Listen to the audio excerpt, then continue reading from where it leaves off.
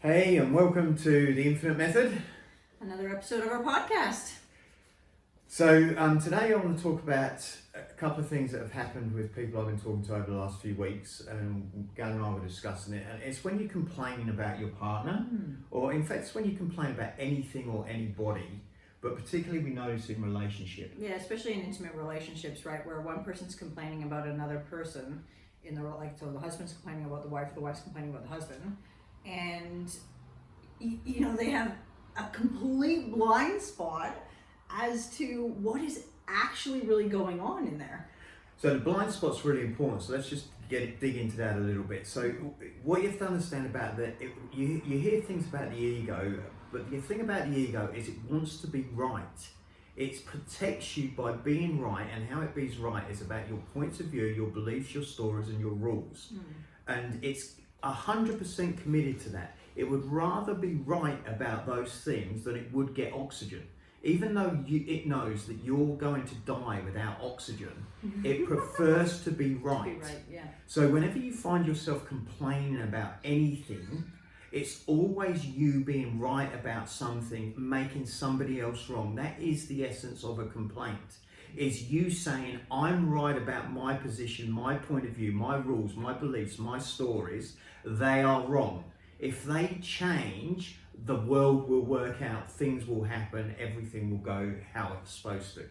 But in reality, that isn't actually how it goes at all. And in fact, what happens is inside of the complaint, rather than thinking like, and I don't know why people complain. I think they think that then they'll get heard, or they want to keep control, or what really is, why are people complaining? They're complaining because they think that's going to actually bring them closer to their partner, when it actually drives them further apart. Or they think they're sharing themselves, or they're complaining to their friends or their family or their in-laws or whoever they're complaining to, in hopes that it will resolve the problem, and it never actually does. Yeah, I think that when people complain, they're ultimately hoping that it's going to fix something, but it doesn't. It actually makes them feel a little bit better when they complain, but it's like the booby prize. If you keep complaining without working on yourself. So when you're complaining, if I complain about Gail, the problem is never Gail. The problem is me. So, and often I'll get people that will come to me and they'll say, well, I'm doing this work on myself, or I'm having I've done these seminars, or I've done a course. So it doesn't matter how much you've done or what you've done. It doesn't matter if I've done more than Gail or she's done more than me. If I'm complaining, I haven't done enough work on myself. Well, and in fact, I think that the thinking you're the one working and your partner's not, and thinking that's creating a divide, which it can create a divide, but also then going, well, hang on a second, even if my partner doesn't do anything, doesn't do any growth or work on themselves, I still have the power to influence. And I think that's the part people miss, is they think that because they're doing the work and their partner's not, that they'll grow apart. They don't realize that they can actually have great power and influence inside of the relationship if they work on themselves. And obviously it's best if both people are working, right? Like, don't get me wrong, like that's the ultimate. But if you use that I'm working on myself and they're not, you're using it as a blanket to say like, well, that's why this is happening, or that's why we're disconnected, or that's why they're feeling this, or they just need to go and sort their shit out. Well, if they're not going to sort it out, then, I'll just keep growing. Okay, well, that's not going to work in an intimate relationship. That might work in solo, like if you're just dealing with yourself, but it's not going to work in an intimate relationship, because you do want to have power over there to influence. Like, the more work I do on myself, Russell grows because of it. Naturally, because either one of two things are going to happen. Either I'm going to grow and he's going to stay down here and he's going to pull me back down, or I'm going to grow and at whatever pace, see, this is the problem, at whatever pace he's naturally going to grow, because people want to be in rapport with each other. They want to be connected. They want to feel together. So either the person that's not growing, quote unquote, is going to drag you back down, or they're naturally going to come up. And it may not be at the pace you want, or dealing with the things you specifically think they need to fix, but it's like they're growing ultimately because of what you're doing as well. Does that make sense? Yeah. Yeah. Yeah. I think it's really good. I like to use real live examples so you can kind of see how people work and how the mind works. So in our relationship, as you'll notice as we do more podcasts, Gail talks a lot. And in my world, she talks too much. So while she's talking and saying that, I'm like, okay, are you going to give me a chance to speak, or are you just going to keep speaking? And so that can live as a complaint for me. Like, what is it that she doesn't understand that she needs to kind of take a breath and speak? And she's never going to do that, by the way. But as I'm listening to her, I'm going, okay, well, what is that about? And if I say to myself, I've done enough work on myself and enough growth to know the difference, to be able to see when to take a break, whatever, that's the ego deluding me. And that's me being right about my position, my point of view. So maybe I've done enough work to be able to see when she needs to take a break or when I need to take a break, but I haven't done enough work to be able to see what I need to let go of in order to allow that to be okay. You mean to break in the conversation? Just a break in the way we're talking. Yeah, sorry, honey. No, not a break from the relationship. And I'm like, just clarify that. Not a break from the relationship. So do you get what I'm saying there? It's like I've seen enough in my work that I've done to kind of know that, okay, I need to stop talking now and let her talk. But I haven't seen enough to go, okay, I need to be able to let her talk and be okay with that and work out what it is that's going on in me to not have that be okay. So that's a real live example of the little things that go on that we don't actually have conscious awareness of. But I'm watching this all the time as I'm listening and we're interacting. And I'm going, okay, what's triggering me there? What's happening? And as you do more work, you get quicker and quicker and quicker at seeing it, letting it go, seeing it, letting it go, seeing it, giving it up. And it's all about that. It's all about seeing it. See, I wouldn't complain about that. No. Because she's got the same thing going on now that I've got going on. Why does he keep talking? I want to talk. I'm going to take it back. Right? So I wouldn't complain about that because I know it's in me that I need to work on something. It's not in her ever. The problem is never out there. It's always in you in a relationship. So before you complain about anything, about anyone, about any point of view, any position, you need to say, okay, what do I need to work on myself for that to not be a complaint? Yeah, or for to have things show up differently, right? Like people complain and then expect that, well, they'll just need to go and sort themselves out. Hang on a second. Like if you feel the effect, you're part of the cause, right? Like that's the cause and effect, right? So if I'm feeling the impact of something Russell said, or something I've said, then therefore I am part of the cause, right? I need to look at it from my point of view and my perspective. It may also be true over there, but that's none of my business. What I need to go to work on is me. And yeah, so I think it's important when you're talking about complaining is to go like, where do I need to grow? How did I actually cause the interaction, the triggeration, if you like, that's just happened in the relationship after I complained or after my complaint or after I said something which may or may not have occurred to me as a complaint but landed over there and triggered the other person, right? Because that often happens when people are complaining about it as well. It's like they've triggered somebody else and then they go, oh, well, they just need to go and work on that thing. Hang on a second. You're also part of it as well. And you go like, well, why did that person react the way that they did? What did I actually say? And can I actually be responsible for my part in how that person is showing up? And what's amazing about it is what I then notice now as we're filming this podcast is as she's talking now, I don't have any of that going on. I don't have going on. She's talking too much. She's not giving me a chance. There's no. I don't have any of that going on. I'm just sitting there listening, going, "Oh, what is she saying? Okay, that's interesting." It's like the fixing is in me. It's not out there, and people won't get that in relationship because they believe the relationship with the ego is the key. So the ego is about being right. The ego is about, and it distorts, generalizes, and deletes information. So that's what creates the blind spot, which is when you complain about somebody, you truly think they are the problem. And you actually can't see, like, what's actually going on. Like I was working with a client and like they were complaining about their partner and they legitimately could not see how what they said and did had their partner show up that way. Like they couldn't, like it was completely blind. And once it's in your blind spot, you can't do anything about it. So let's just say that you've done no courses and no work, then you know no percentage of what there is to know about relationships. But let's say you've done 5%, you've both done 5%, you and your partner, okay, you know 5% of the work. But now let's say you're working at different levels, even Gail and I, for example. Like We work Gail, at different levels we at work different times.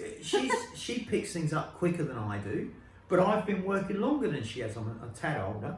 So I've been working longer than she has. Does that mean I know more or know less? Well, you actually don't know the answer to that in any given situation. You can't actually quantify that in any relationship, by the way, regardless of what you've done and how much work you're doing, or if you're still actively growing, or if you're, you know, you've taken a break from coaching or from doing courses and stuff like that, but you've done stuff in the past. You can't quantify where one person is actually at in their growth journey.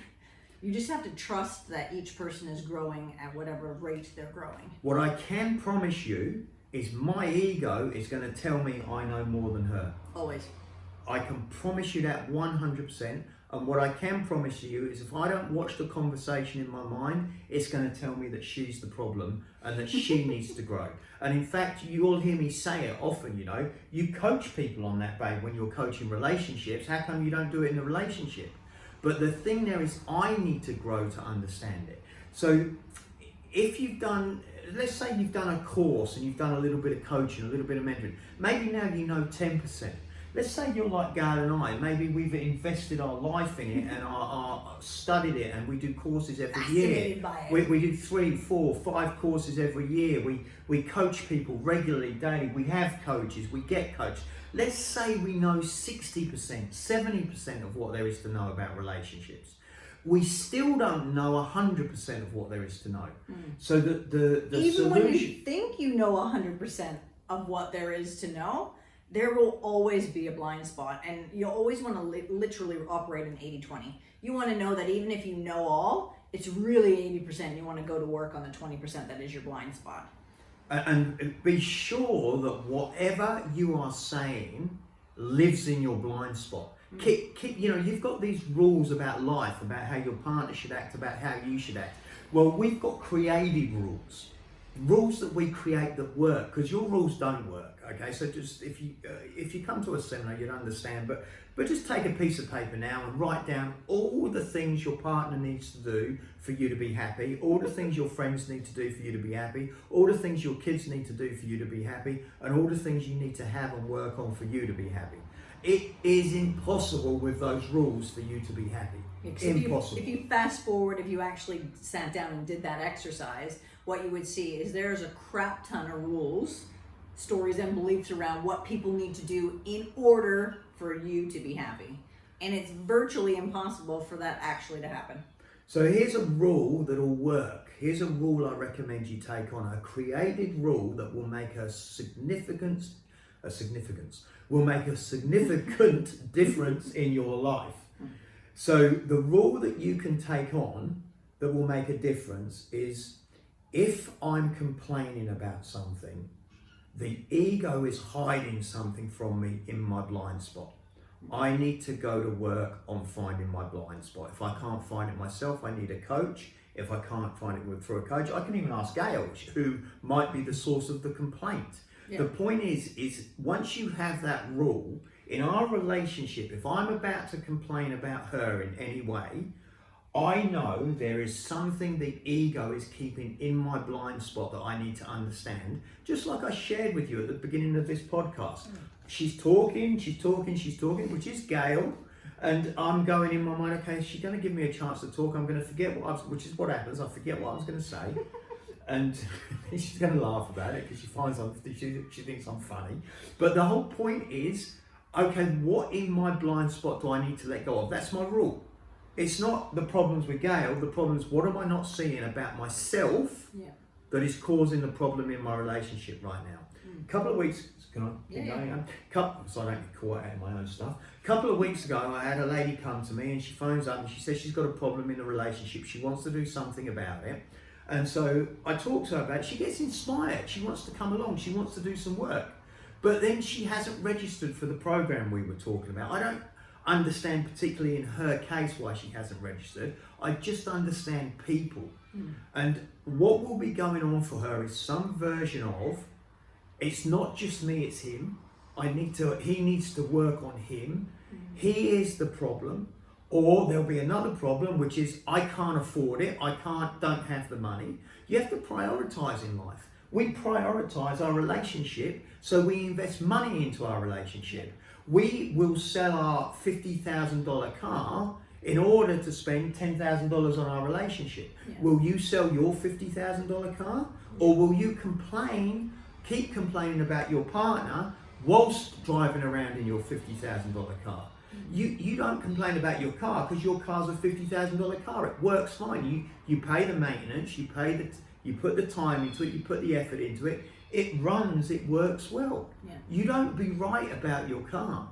And the interesting thing with that as well, if you're talking about your relationship and investing in your relationship, sit down, even just Google in whatever country you're in, Google and find out how much it costs to get divorced. Never mind the divvying up of assets that you've got as well, but the actual cost of getting divorced. I promise you, it far exceeds the amount of money you would spend on an annual basis to keep your relationship good. It blows my mind actually, because I actually have Googled in all the countries that we currently operate worldwide, but the countries that we've currently lived in and existed in and all that kind of stuff, just to look and go like, oh wow, how does it differ country to country? Because it is pretty fascinating when you look, but it's a big chunk of money.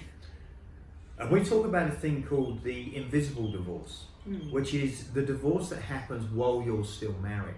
Yeah. What you're doing with your complaining is you're putting a divide between you and your partner. And every time you put that divide between you and your partner, that drives a wedge. That wedge becomes the invisible divorce. You're in a relationship, but the intimacy, the connection, the love, the joy, the harmony, that is not flowing. Yeah. And every time you complain, you might as well be saying, I'm driving a wedge into our relationship to create an invisible divorce. And think of it like this. If I'm complaining about my partner, what I'm choosing to do is lay down a brick. And then every person I talk to about that, or every different complaint that I have, is I'm building up the wall.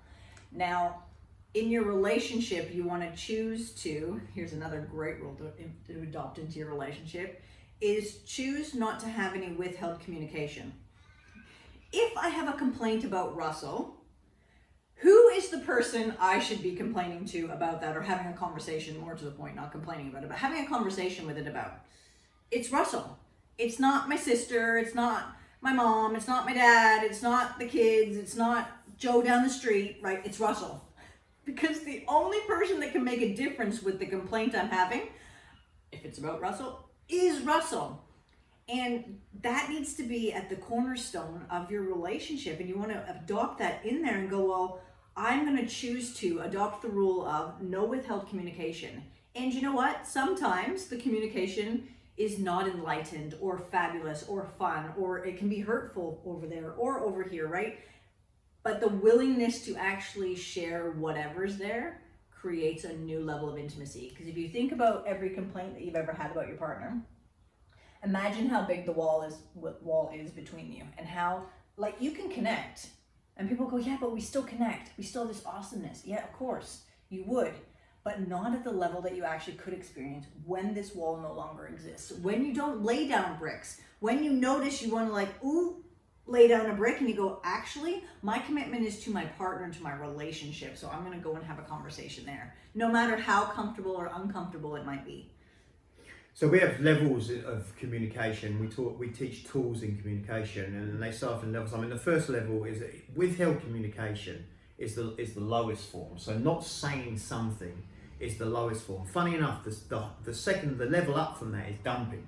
So dumping looks like fuck babe, you just talk too much, you don't give me a chance, will you just shut up and give me a minute to have a conversation? Just jumping, like vomiting out everything. Vomiting it out. But that is actually better than withholding it, because withholding it creates resentment, piss offness and anger. And withheld communication, and this is how I always like to say it, is withheld communication is the silent killer, right? Because you're not saying the things and it's silently killing your relationship. You may not see it, experience it, or feel it right now, but I promise you at some given point in the future, it'll knock your relationship off.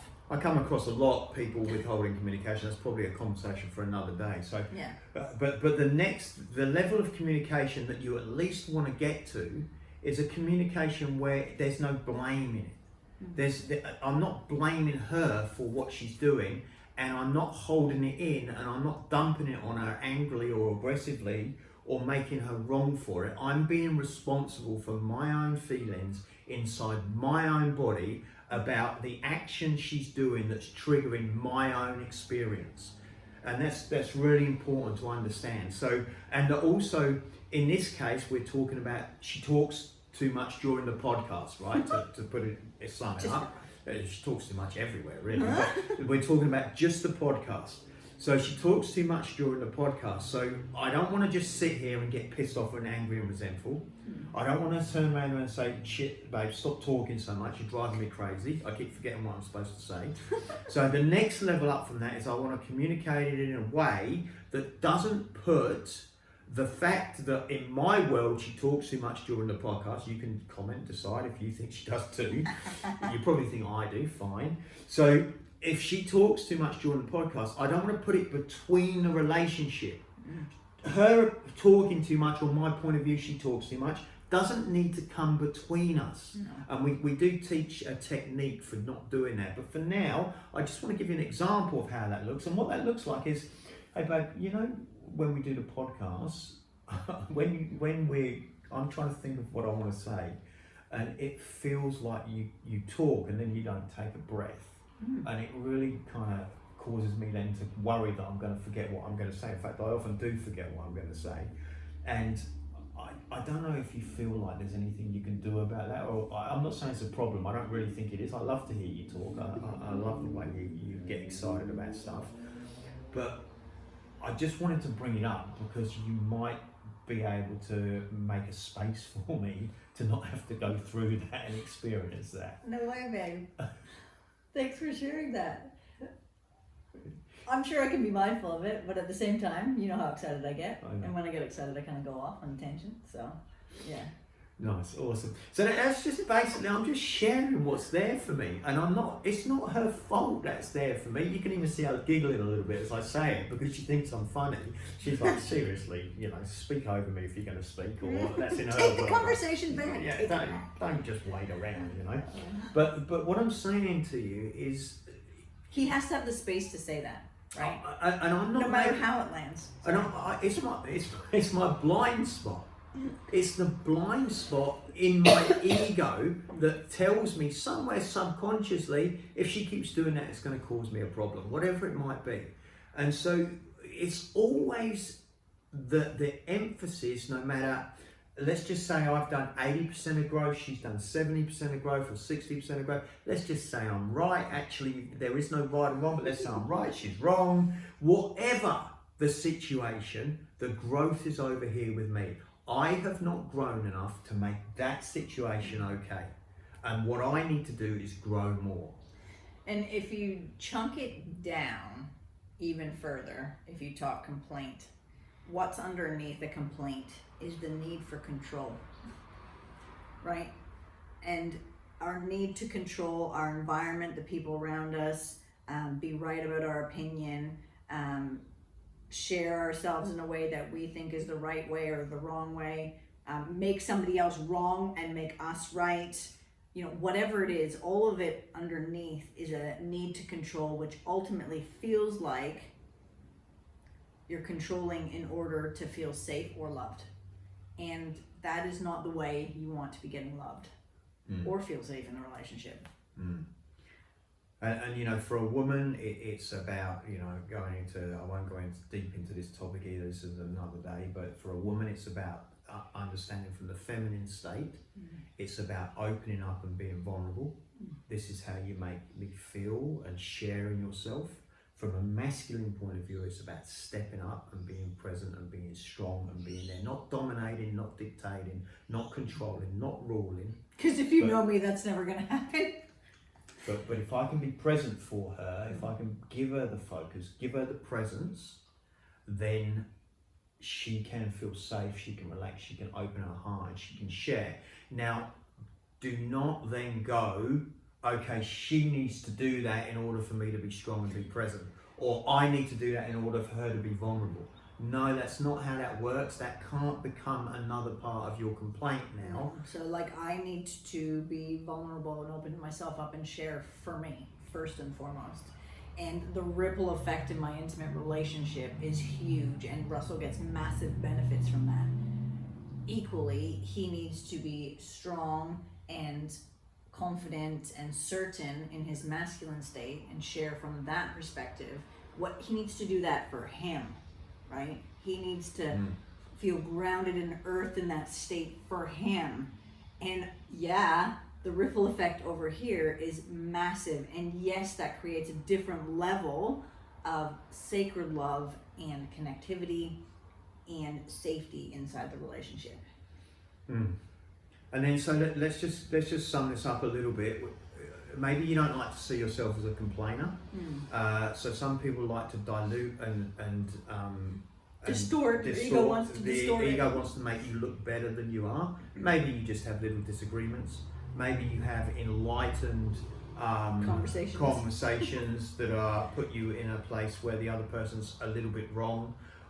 Maybe you think you did nothing wrong or said nothing wrong. It's totally over there. You're completely oblivious. You don't think it's a complaint. You just think you're talking about another person. About another person, sharing your encounters of the day. So it's anywhere where you don't agree 100% with the way the other person is you're experiencing the other person. Anywhere where you don't agree 100% with the way that you're experiencing the other person. And then when you talk about that or whatever, you may feel like you're just opening up and sharing, but bring the rule in wherever you don't 100% agree with the other person. The question is, what do I need to give up or let go of that's in my blind spot that I'm not understanding about myself right now in this situation? And you need to condense it down to the one situation. The ego likes to generalize, and there's a saying that we have: one story, one rule, one belief, one thought at a time. Yeah. So work on just one thing, one complaint. You talk too much during the podcast. Because if you take it to you talk too much all the time, that's distorting it as well. Yeah. It's the same complaint, but you're putting like a blanket on all the time. And I know I talk about it in here about this podcast thing and the talking. It's not an issue. It doesn't bother me. It doesn't bother her, because we use the tools that we create to work through it. Yeah. We can say it. We have open communication. We let things go. We give things up. These are all in the relationship method. We allow the relationship method to be how we operate inside of our relationship, and inside the relationship method we've created our relationship entity, which is a living entity outside of Russell and I, but that we both contribute 100% to, and we've created that, and that's what we live into. And just in the same way you maintain your house, you maintain your car. If every time your car had something wrong and you took it down to the mechanic and he said that's $500, if every time you did that, you said, okay, that's too expensive, I can't pay that right now, then your car would stop going after a decent amount of time. Same thing happens with your relationship. Yeah. You're working on your relationship with us, with someone else, however you're doing it, is a must for having a successful relationship. And if you're a person that says, I don't have the time, I don't have the money, or the kids are in the way, whatever, these are the excuses I hear every day from people who complain to me. You know, this lady 2 weeks ago, she complained to me about her relationship. I give her a solution, come and do Wisdom Warriors, which is coming up, but come and do the course with us, and she still doesn't take action. What she's going to be left with is she's going to be left with a relationship that's not working and a complaint about her partner. Yeah.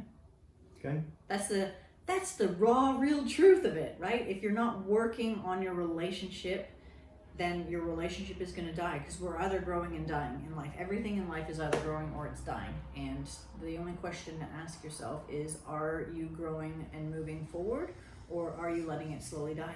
Yeah, and you've in this relationship right now, we work on it all the time. We got coaches for everything: coaches for business, coaches for relationships, coaches for individual. So because what happens is, if you're not growing, you're slowly dying and you don't realize it. It's a little bit at a time, little bit at a time, little bit at a time, until there's this wedge between you and the invisible divorce has occurred. Yeah. Awesome. Cool. Thanks for Anything else, coming and joining us today, guys. Right. All right. Love you, honey. Love you. No worries. Thanks, Okay. guys. See you. Bye.